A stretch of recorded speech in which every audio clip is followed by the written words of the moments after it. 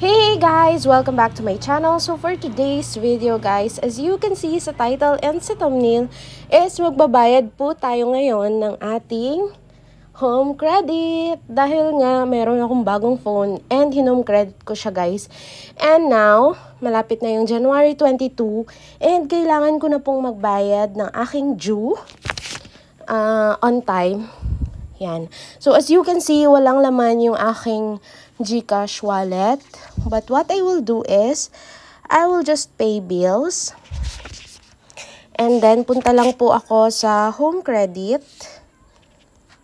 Home credit. Yan. And then, I'm gonna key in my balance or yung due amount ko. And yung contract number. So, my contract number is 0. Yan. 8.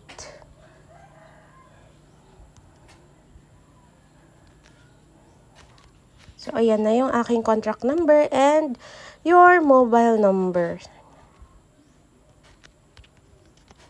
So, ayan. So, don't forget po na ilagay ang ating email address dahil para just in case na singilin ulit tayo, meron tayong papakitang proof na nakapagbayad po tayo. So, ayan. Hindi ko na po itatap yung protect your bills. And then, what you will just do is tap next. But first, before that, ensure mo na tama yung contract number. Dahil baka pumasok po sa iba.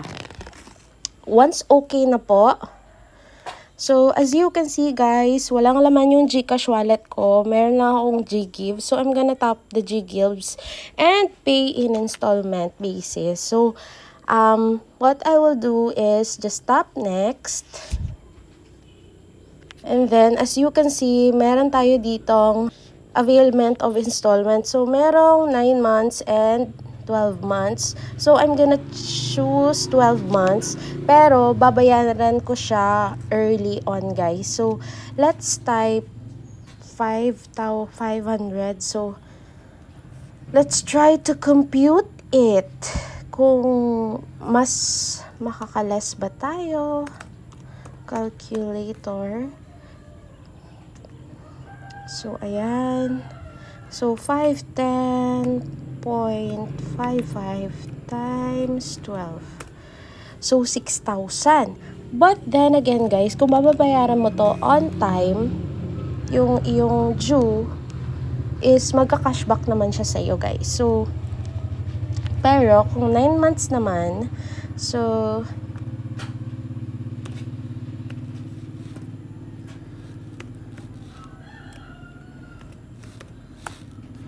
so, 7,000. Yan, di ba? So, what I will do is just tap pay GGives.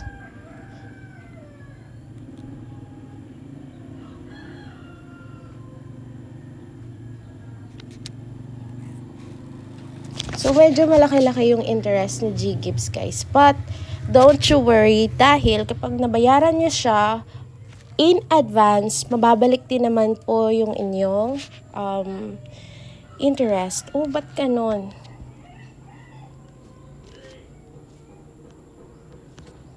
Ba't ganon? So, let's check yung transaction if nag-push through. Oh, as you can see guys, nag-push through po yung ating transaction pero failed po doon. Pero hindi na po natin siya ulitin na bayaran. Tingnan na lang po natin yung ating home credit if reflected na po yung ating binayad. So guys, as you can see, ayan na, meron na tayong 1/12. Ibig sabihin po is nakapagbayad na po tayo and reflected na po sa system ni home credit na nakapagbayad po tayo. So, thank you so much GGives. Abangan yung susunod na pagbayad natin ng advance payment ng ating GGives. And after 2 weeks, hintayin natin yung ating cashback. So, yeah. Thank you so much for watching. Bye!